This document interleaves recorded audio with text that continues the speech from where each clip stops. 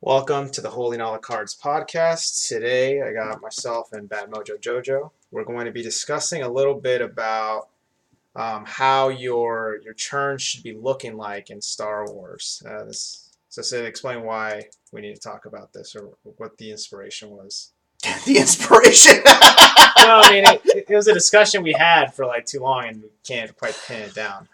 It's just you're always talking about math, and I figure the most important math is what gets you the win. I'm not as good with numbers, so every turn you need to do a certain amount of damage to guarantee. Obviously, I mean the ideal turn would be let's blow up all three objectives in one turn for light side. For dark side, you can't do that until the dial hits 6 or 7. So for light side, you want to do so much damage every turn, and then you're guaranteed to win if you can get that damage across. So my thinking is bare minimum 4 or 5 damage a turn. If you blow up one objective a turn, you're on a pretty good progressive scale. But a lot of decks, I mean, just playing the fun cards that you want to put together in a deck, aren't always guaranteed to get you a win. The cards may be cool, have good text, but if you're not doing the blast damage, you're not getting the win. So the math breaks down to you need to do so much damage. It doesn't have to be one objective every turn, but it has to be enough to blow up an objective or equivalent to that, whether it's spread out or all on one.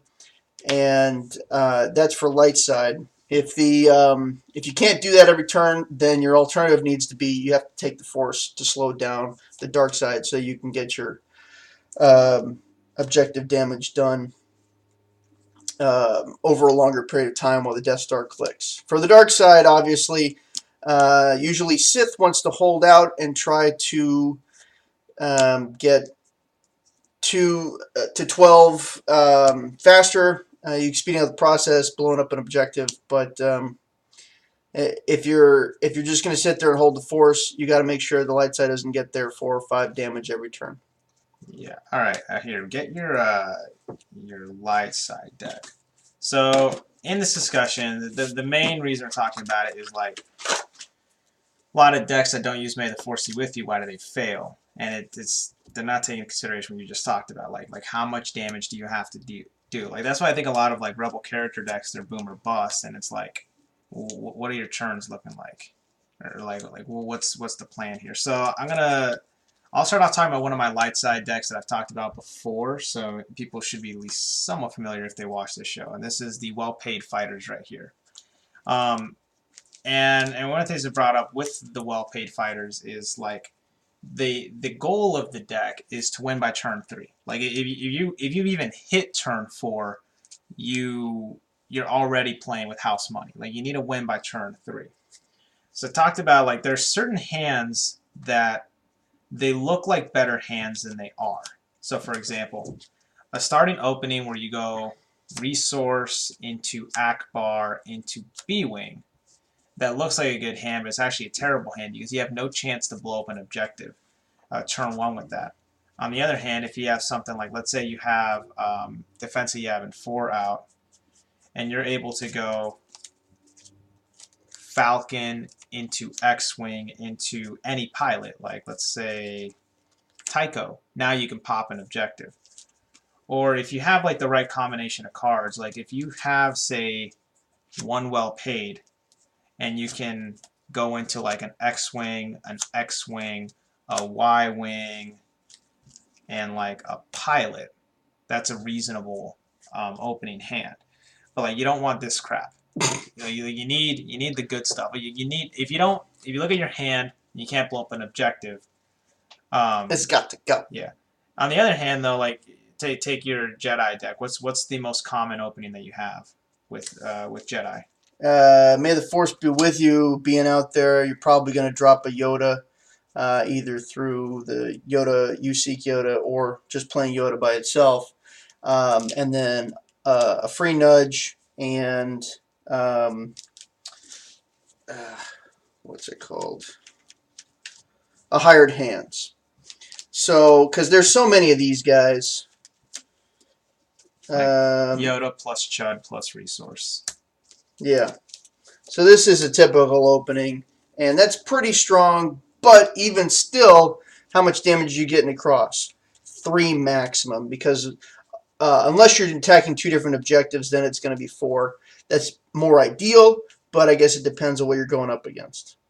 But the good thing about this is that you're taking the force at the end of the turn after getting 3 damage across. Well, almost guaranteed too, because you got a nudge. If you do drop a nudge, like nudge plus Yoda opening hand, it means Yoda's tapping their guy, nudge is taking the force. So you're slowing down their clock. Yep. So if they hold the force for 3 turns, they're going to be at 7 on their turn 4.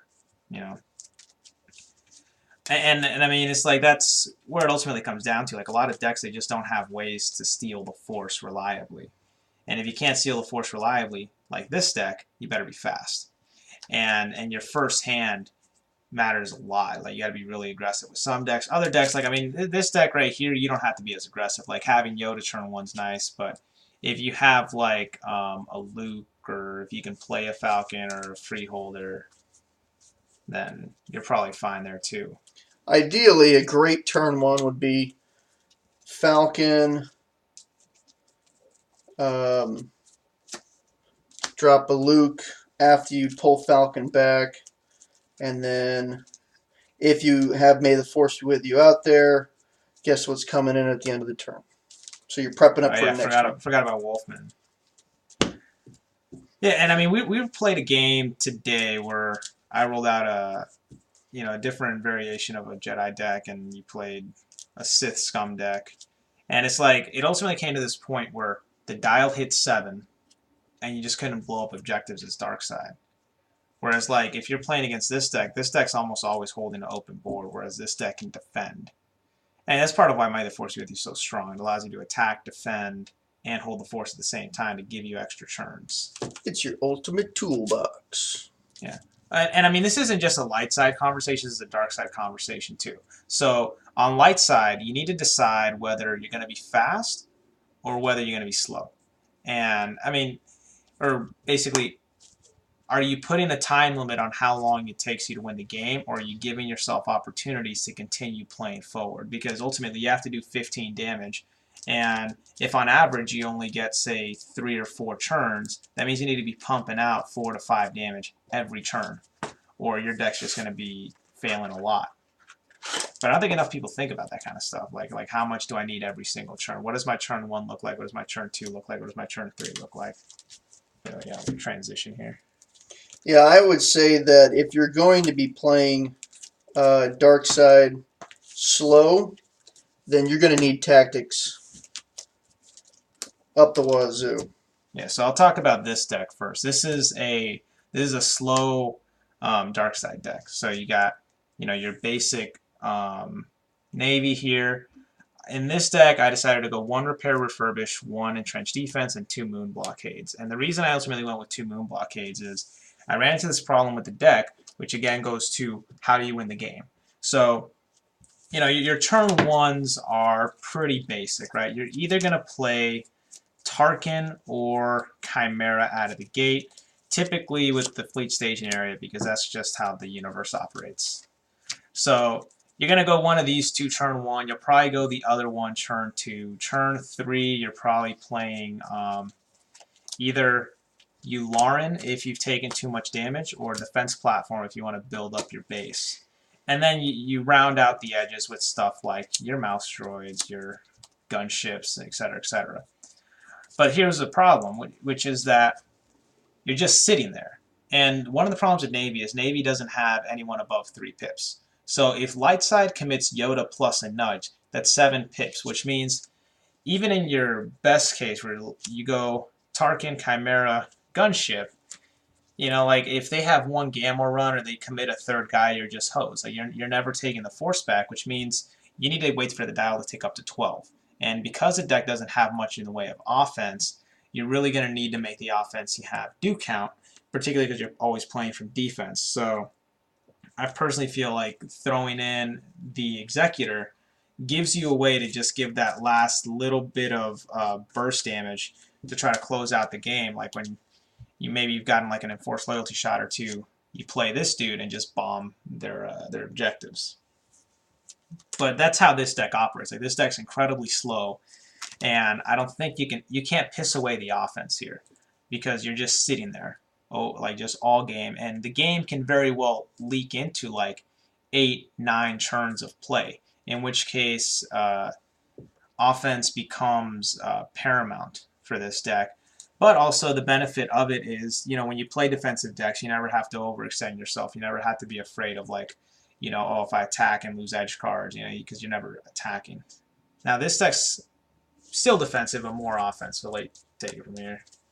So with the red-green action, you're playing the Scum affiliation, and it's kind of similar, actually very similar, to playing May the Force Be With You and Yoda, because hopefully you're taking the Force on first turn, dumping him to get him out there as an extra blocker. Or second turn too, like that. Yeah.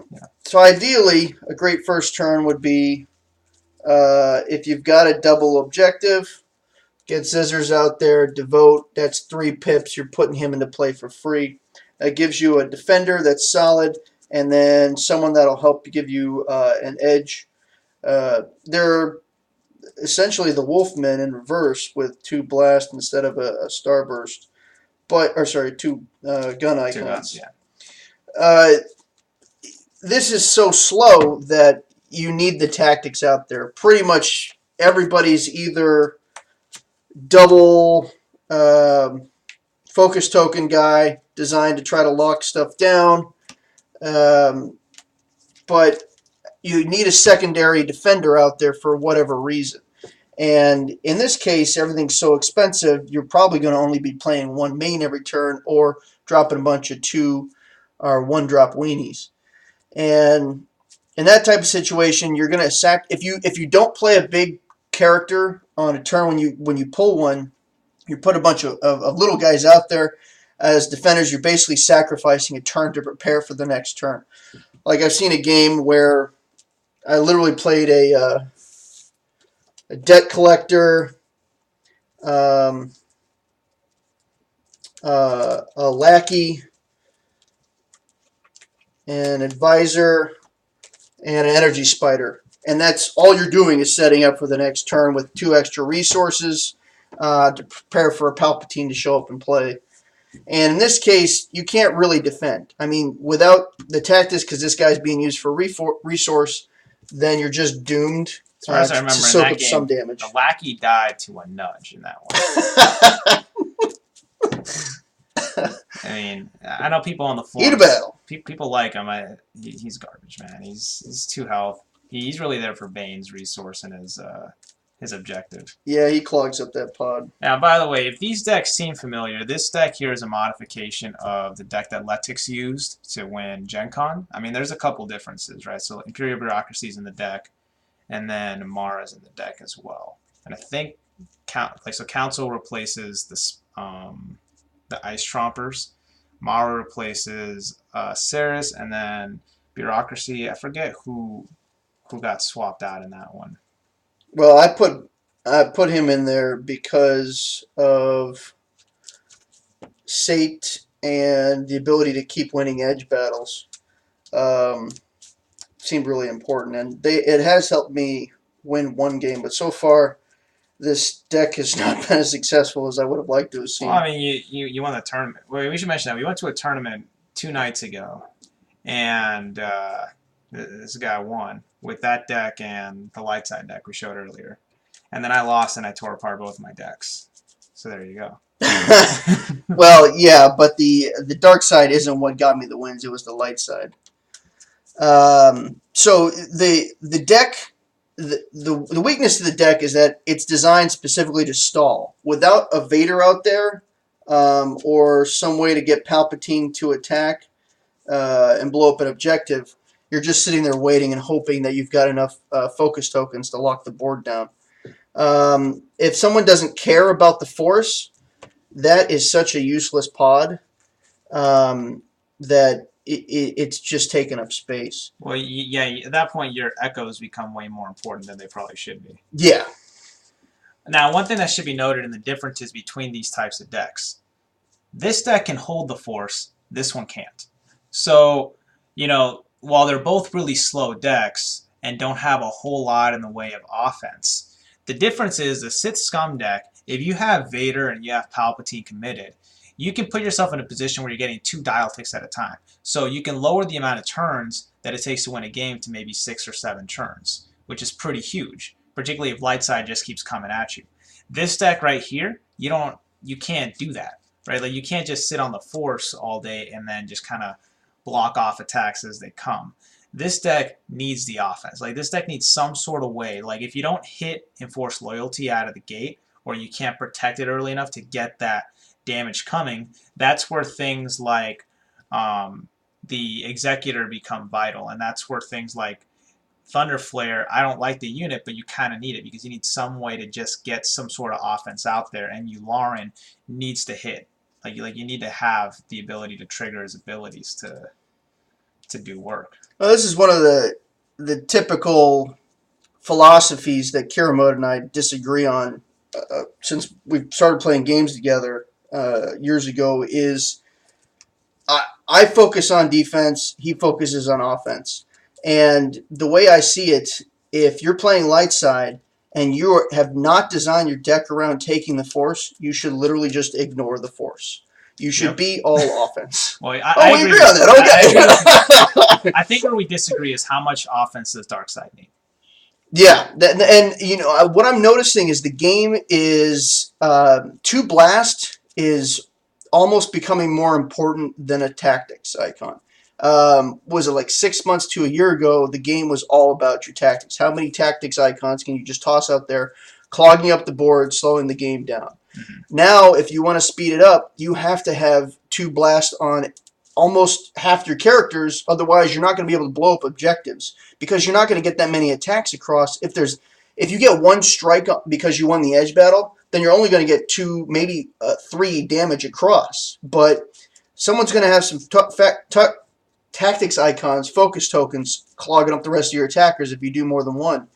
It's so beneficial to have 2 blast icons versus even 1 tactics against you. Well, this is why Duel is probably the most impactful unit in the game. Just because if you have Duel out there, and like let's say you're playing a slow deck, even this deck, which is kind of offensively challenged, Palpatine has 2 blast, the 1 copy of Vader has 2 blast, the spiders have 2 blasts, and then the ship that comes with Caesar has 2 blasts. So you could potentially, if you get an open board and get enough guys with 2 blasts, just go and wipe someone's board clean. I think that's also why people like Scum, like they're coming around to it, because you have that win condition always sitting there, where even if you haven't done any offense in the whole game, the ability to, at any given time, you have 3 dudes that have double blast, that's 2 objectives just gone.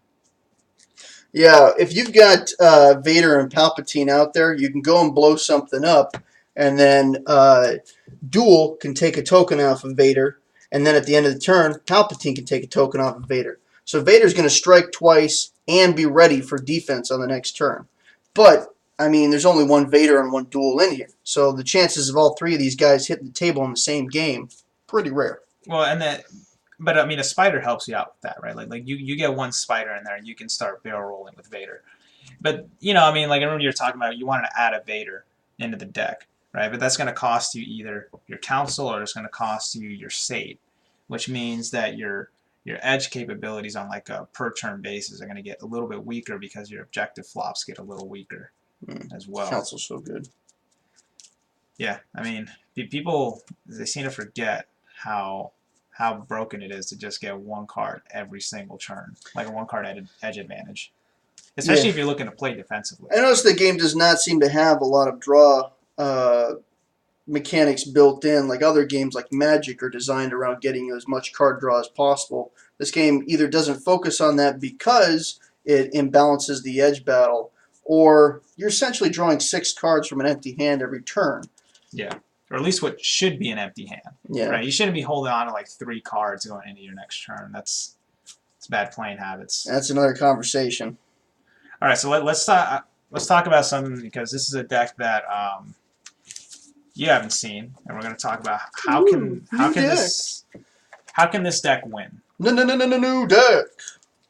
So the deck here, it revolves around direct damage. So anytime you want to have a damage dealing deck, I think you start off with 2 Brainiacs, and then you also go in with 2 Leias. So 2 Brainiac, 2 Leias. I went with this Yoda over the other Yoda because he has the lightsaber deflection. I went with Sabine for her enhancement, and then the last slot is Luke. And the reason Never seen you play all doubles. Well, the other reason Sabine's in here, so there's a couple key combos. So if Sabine's on the board, or Brainiac's on the board, if they're on the board, Brainiac can trigger Sabine for free. Additionally, Brainiac can activate a Bogwing if need be. The resources are pretty good in here. Sabine can give Luke that magical third gun he needs to go in one-shot guys. And then Yoda, while he loses tactics a lot of the time, if you're going to be actually playing the objective, if he has 2 tactics, he's still a really, really good unit. So I think all of that looks great, and you have your direct damage cards. You have like your improvised explosives with this combo with Brainiac can potentially wreck games. You also have Luke, who does direct damage. Brainiac himself kind of does direct damage. You have your Astromechs. Those guys deal damage. You have your Leia's Command, which deals damage. Lightsaber deflection deals damage. So all of that's good, I think, conceptually, when you think about, okay, well, this deck can pump out damage. But my question is, can this deck hold the Force? Like on first blush, do you think it can hold the Force? I would have to see it in action. I don't know. Because you're not committing Luke, right? Then no. He's just about never getting committed. Sabine's not a great Force holder, neither is Brainiac. So if you don't hit Yoda, it's hard to see how you hold the Force. Holding the Force without an elite character is very difficult. The screen glares here, but this is Leia right here, another damage dealing card. So these are your direct damage cards.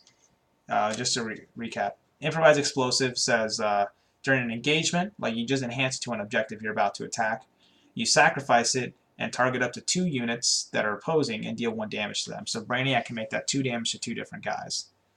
Luke has targeted strike. Astromechs can sack themselves to deal with direct damage. Leia's Command hurts them if they're playing defensively. Lightsaber deflection protects one of your guys and hits theirs, and then Leia picks off scrubs. But yeah, I mean, like you just look at the Force holders here; they don't exist. Like it's Yoda, sort of Leia, because you're kind of okay with it. But yeah, Leia's more about messing with the opponents that want to either try to take the Force or sit back. Leia wants to be in a deck that has the Force. She doesn't necessarily want to go through the effort of taking the Force. Yeah, so if you're not holding the Force in this one, because that's not really part of the goal, then you need some blast damage to try to get those objectives blown up. Yeah. There is one trump card that this deck has, though, that I've noticed. So you have Yoda, that's one option. The other option is just the Signal Scrambler. Because this deck can build board, or at least we haven't seen it played, but I think it can build boards. Because every Brainiac deck I've ever built is good at just stockpiling dudes on the table. So Signal Scrambler can make it so you can rearrange how the Force struggle is played enough times for it to be relevant. But I look at it and I think, okay, well, where's the speed coming from, right? Because this one, if you're not holding the Force consistently, how many turns do you think this deck has? Like 5, maybe? That it could survive before it needs to win. Yeah. So it doesn't have a lot. And when we say how many turns does it have, we're talking about how many turns do you get before dual wipes your objectives and you lose the game, right? Or how many turns do you have before Enforced Loyalty hits you 3 times and then a couple of dink attacks wipe you out. That's what we say about how many turns do you have. So as a light side player, you look at this deck, and I think a lot of people make decks that are similar to this, where they want a certain idea to work in the deck, but then the execution, big picture is lost. Yeah. So like this deck, like I fall victim to this too. Like I built the deck and I thought it was really cool, and the more I thought about it, I'm like, fuck, how do you win? Right? Like I think the only way this deck wins is you have to hit Leia or Brainiac turn 1. Or sorry, Leia, Brainiac, or Yoda turn 1, and you probably need 2 of them because you have enough resources to play 2 of them either way. You need them early. You probably need Luke turn 2, and then you need one of those combo turn 3 or Sabine, so that way you can start getting some damage out there. Because Leia's not an attacker, Yoda's really not an attacker, and Brainiac's not an attacker. But you need these guys to be able to hold the Force to stall the game, so that way you can start dishing out damage to people. And if you can start whittling down their board, Sabine, Luke, and a combination of well-equipped, the paint job, because if Sabine targets someone who has a paint job, they get a tactics and a blast. And trust your feelings. Like, this here is your offense. And you need this offense to work. And then you have like side offense, right? Like you have like little astromechs can usually put in a lot of work if people have open boards. But if like Luke and Sabine get taken care of by Darkseid really easily, I think this deck just starts losing really fast. But I think when it wins, it'll look dominant. When it wins, it'll just be like, I don't even know what happened. Well, I mean, you can wipe their board though, right? Like if Leia's killing a dude per turn, and Brainiac's murdering weenies, and you get a couple Leia's commands to go off, and every now and again you sack an astromechs to kill off dudes and loose targeting striking guys, they're not going to have any. There is so much shenanigans going on here. It's like you got a bowl of Lucky Charms cereal. I don't even know how. I mean, I know you just explained all that, but I'm not seeing it in my mind. I don't even know how to comprehend it. Well, I don't know if we have enough space in the computer to try running a game here. Do you think we have? No, I think we would cap it at 30. Yeah. Okay. Well, we'll have to figure out later how we're going to record a game, because I think this would be a cool deck to experiment with just to see how it can work. But I mean, yeah, you guys should let us know in the comments if you want to see us test some games for you. Similar to like Yoda's Hut, which does great work, by the way. Like that guy pumps out so much material. But he's smart about it though. He says he tells the community to send him decks, and then he tests out that kind of stuff. So he's only doing half the work. Well, I mean, he's playing the game and he's editing the video, so they voice over it. Well, we're not as yeah. Obviously, we have no flash animations. We're tossing cards onto a table. Yeah, that's about as technical as we get here. We got the camera wedged on a. What's guitar stand? It's a guitar stand. You've got no over-track music. There's no opening closing sequence. Yeah. But you know what? This is Wayne's World in the garage right now, guys. Well, here's the thing: we're just as qualified as anybody else. Oh, to be making videos. It's philosophy talking shop. It's theology. You don't need actually. The flashy stuff to get it done. Well, I mean, we have about as much education as like some of the theologists, right? I wouldn't say I'm educated, but okay. All right, yeah. So, just to recap the ideas here is just when you build a deck, most people build decks the way I built this deck, right? Which is that you want an idea to work, and you put cards together that synergize with each other to make that idea come true. Yeah, you're building small combos. Yeah. So that each of the cards can try to make a really cool thing happen while you're playing the game. So yeah, for example, like this deck, the whole idea is you just want damage flying everywhere as much as possible, so Brainiac can kill dudes. Throw more dots. But that's fine, right? Like you can build decks like that. The thing is, though, I think not enough people take that next step to critically analyze their deck in the way that you were talking about earlier, which is like, how much damage do I have to deal per turn, right? Like, how many turns is my deck going to get to try to win the game? And in those amount of turns, can I do it, right? So, like, this deck... Ooh, Ushka, you know what DPS is? No. It's a video game term for damage per second. You go double DPS. Deck damage per shot. Deck... I don't know. We'll work on the acronym. Well, I mean, it's how much damage do you need per turn for the deck to be successful? Yeah, and we figure if in an ideal world, if you could basically build your hand each turn, it's not a randomized draw.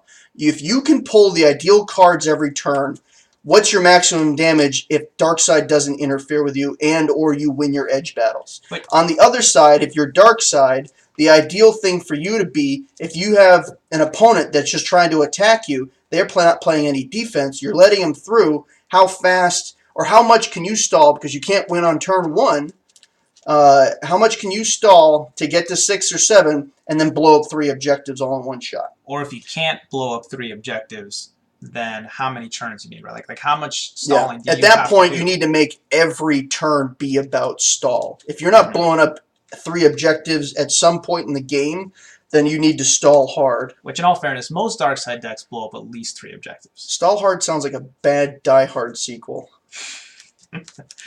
With what's his face? Would be like a stall hard is like when you go to the truck stop and you tap your foot under the stall next to you. You stall. That's all. It's like a bad Skinamax. it sounds like something that Val Kilmer would have tried. Oh, to get back right before he lost. Yeah. I'll be a Huckleberry, and then he's got no status in Hollywood whatsoever. All right. Well, thank you all for watching the show and watching us play with cards here. We'll be putting out more stuff as we get inspiration. Party on!